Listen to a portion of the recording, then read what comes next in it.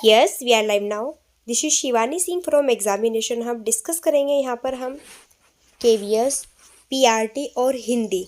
Okay, solve paper यहाँ पे जो है आपका 6 रहने वाला है और ज़बरदस्त तरीके से क्लासेस, नोट्स, क्यूजेस सारी चीज़ें यहाँ पे आपको मिलने वाली है। सॉरी, सोल्व पेपर ये की बार आपका कौन सा होगा, 7 नंबर का है। ओके, 6 मैंने करा दिए हैं, आप इनको प्लेलिस्ट में जाके चेक करके देख सकते हैं।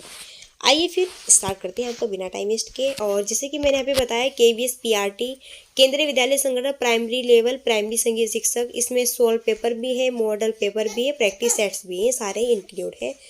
और जैसे कि यहाँ पे आप देख रहे हैं, मैंने इसी बुक से जो है सारे क्वेश्चन को इंक्लूड किया हुआ है। आइए देखते हैं। जैसे कि आपको यहाँ पे दिख रहा है जनरल हिंदी।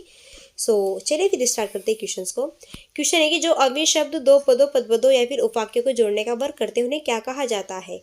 क्रिया, विशेषण, समुच्चय, संबंध या फिर विषम आदि। उन्हें कहते हैं हम समुच्चय बोधक। जो अव्यय शब्द या फिर पदों, पदबंधों को जोड़ने का वर्क करते हैं उनको हम कहते हैं यहाँ पर क्या, समुच्चय बोधक। जैसे कि आंधी आई और पानी बरसा, तो 2 और 2 4, ठीक है। तो यहाँ पे आंधी आई और पानी बरसा है ना, तो और लग गया ना बीच में, तो ये क्या, 2 पदों, पदबंधों और उपवाक्यों को जोड़ने का वर्क कर रहा है, तो ये होगा समुच्चय बोधक यहाँ पर। क्लियर। अब नेक्स्ट है चपल शब्द का उचित विलोम चुनिए। महान, गंभीर, स्थावर या फिर अचल। तो बिल्कुल चपल का क्या होगा, इसका हो जाएगा यहाँ पर चपल का विलोम शब्द आपका गंभीर यानी कि चंचल। ओके, आइए नेक्स्ट है प्रिय विशेषण के साथ प्रयुक्त होने वाली संज्ञा नहीं है। विषय, कवि, मित्र, बैरी। 13 का राइट आंसर होगा यहाँ पर बैरी यानी कि शत्रु। ये प्रिय, ठीक है, ये प्रिय का विशेषण नहीं है यहाँ पर। आइए नेक्स्ट, निम्नलिखित वाक्यों में से किस वाक्य में सर्वनाम का अशुद्ध वाक्य यूज हुआ है? वह स्वयं यहाँ आना नहीं चाहती। आपके आखिरी पर मैं दिल्ली जा रहा हूँ। मैं तेरे को एक घड़ी दूंगा। मुझे इस बैठक की सूचना नहीं थी। तो मैं तेरे को एक घड़ी दूंगा, ये यहाँ पर सर्वनाम का अशुद्ध यूज हुआ है। नेक्स्ट है किस समास में उत्तर पद प्रधान होता है? द्वंद्व, तत्पुरुष, बहुव्रीहि या फिर द्विगु। तो उत्तर पद प्रधान किस में होता है आपका? वो होता है तत्पुरुष में। और द्वंद्व में तो दोनों इक्वल होते हैं। बहुव्रीहि में फर्स्ट सेकंड की बात होती है लेकिन थर्ड पे जाकर टिकती है, ठीक है, किसी तीसरे बंदे की बात होती है। द्विगु में यहाँ पे संख्या दिया होता है ना। तो बहुत ईजी है ये समास आपके। नेक्स्ट है पिताजी चाय पीकर दफ्तर चले गए। वाक्य में कौन सा क्रिया भेद बताइए? पूर्वकालिक, प्रेरणार्थक, संयुक्त या फिर नाम धातु। पिताजी चाय पीकर दफ्तर चले गए, तो ये क्या है, पूर्वकालिक क्रिया हुई, यानी कि चाय पीकर वो दफ्तर जा चुके हैं। नेक्स्ट है जिसकी उपमा ना दी जा सके उस वाक्य के लिए एक शब्द है अनुपम, अपूर्व, अद्भुत या फिर उधर। तो जिसकी उपमा ना दी जा सके, इस क्वेश्चन का राइट आंसर होगा Anupam. First option is the right answer हो जाएगा। अब यहाँ पे नेक्स्ट है समुद्र शब्द का पर्यायवाची शब्द क्या है? जल्दी, उद्दी, नशीद या फिर सिंधु सविता। नदी, सिंधु, भामिनी, उद्दी, जलादी, उद्दी, जलादी, नदी, सिंधु या फिर पारावार या फिर सिंधु, पारावार, जल्दी, कामिनी या फिर वालिदी। बैग शोर हो रहा है, बैकग्राउंड में बच्चा रो रहा है, आप बिल्कुल भी यहाँ पे घबराना नहीं, पढ़ने की कोशिश कीजिए। ओके, बच्चा है रोएगा, अब हम क्या करें, वीडियो रिकॉर्ड कर रहे हैं तो इसमें कोई टेंशन नहीं, ठीक है। चलिए हम देखते हैं अपने क्वेश्चन को। अब देखिए यहाँ पे जो 18 है, समुद्र का पर्यायवाची बताना है, तो इसके पर्यायवाची यहाँ पे क्या होंगे आपके? उद्दी, जल्दी, नदी, सिंधु, पारावार, है ना, यानी कि 3। यहाँ पे जो थर्ड ऑप्शन है ये करेक्ट हो जाएगा। अब नेक्स्ट है स्वागत शब्द का सही संधि विच्छेद क्या है? सौ प्लस आगत, सु प्लस वागत, सवा प्लस गत, सु प्लस आगत। तो सौ प्लस आगत फर्स्ट ऑप्शन राइट यहाँ पर हो जाएगा। नेक्स्ट है हिंदी शब्दकोश के अकॉर्डिंग संतान, सकल, सचल, सक्षम शब्दों का सही कर्म क्या है? तो ये आपको दिए हुए हैं और आपको चूज करना है कि यहाँ पे करेक्ट आंसर क्या होगा। वो होगा थर्ड, सकल, सचल, संतान, सक्षम। अब जो है नेक्स्ट देखते हैं यहाँ पर, ठीक है, ये हिंदी का सेकंड पार्ट है। प्रश्न करके परेशान करना, कौन सा विकल्प इसके लिए उचित मुहावरा है?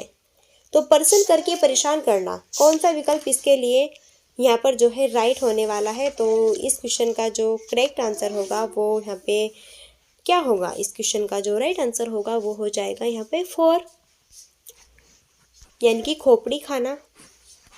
नेक्स्ट है सरकारी विभाग हेतु हुए भी डाक विभाग की छवि अच्छी है क्योंकि यह कुशलता पूर्वक कार्य करता है। यहाँ के कर्मचारी भ्रष्ट नहीं है। यहाँ लोगों में संपर्क स्थापित करता है। सभी के पत्र उन्हें समय पर पहुँचाता है। तो यहाँ पे इस क्वेश्चन का राइट आंसर क्या होगा, इस क्वेश्चन का जो करेक्ट आंसर होगा वो आपका यहाँ पर हो जाएगा क्या। सो फर्स्ट, यह कुशलता पूर्वक वर्क करता है। नेक्स्ट है, प्राइमरी लेवल पर भाषा शिक्षण के दौरान पहले बच्चों को कठिन बातें बताइए और फिर सरल।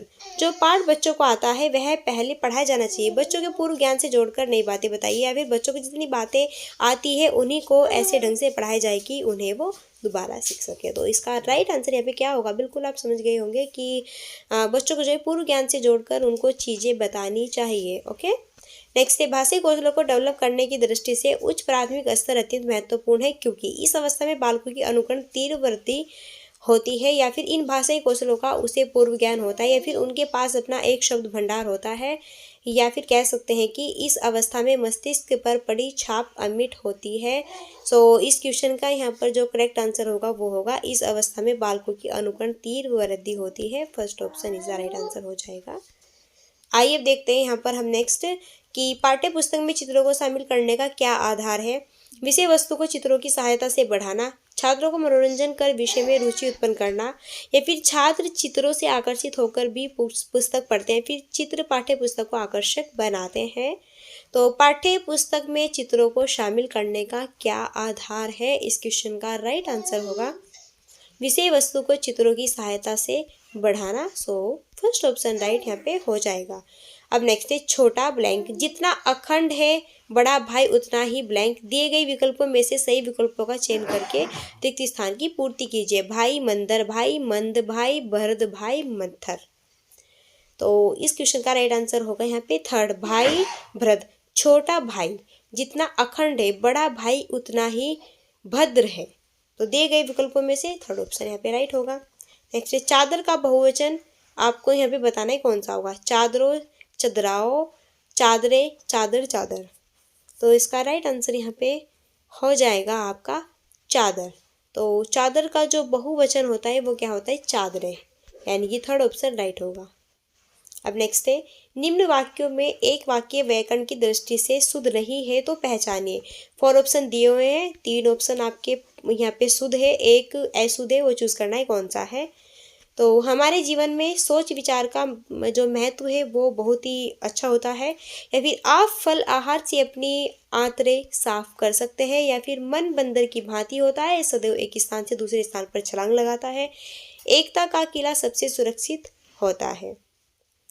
1 to 5 का बिल्कुल यहाँ पर सेकंड देख रहे हैं आप कि आप फल आहार से अपनी आंतरें साफ करते हैं। ये तो बिल्कुल खुद से पढ़ने से ही रोंग लग रहा है ना, तो सेकंड ऑप्शन रोंग होगा। दिए गए कुछ विकल्प है, इसमें पराजय और क्या है, माला। इसका समानार्थी शब्द बताना है। जीत, हार, जय, गला। तो इसका राइट आंसर होगा यहाँ पर हार। पराजय एवं माला, इसका एक समानार्थी शब्द होगा हार। ओके, यानी क्या पराजय हो गए या फिर माला, तो यहाँ पे क्या हार। ओके, तो यहाँ पे समानार्थी बताना था। नेक्स्ट, निम्न में से सही शब्द को चूज करना है। आदर्श, आदर्श, आदर्श, आदर्श।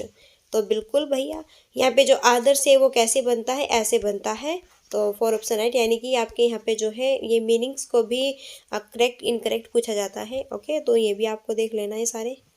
नेक्स्ट है, दिए गए विकल्पों में से कौन सा विकल्प अपकर्ष का विरुद्धार्थी शब्द दर्शाता है। उत्कर्ष, अपकर्ष, स्थिर या फिर चालक। अपकर्ष का विरुद्धार्थी बताना है।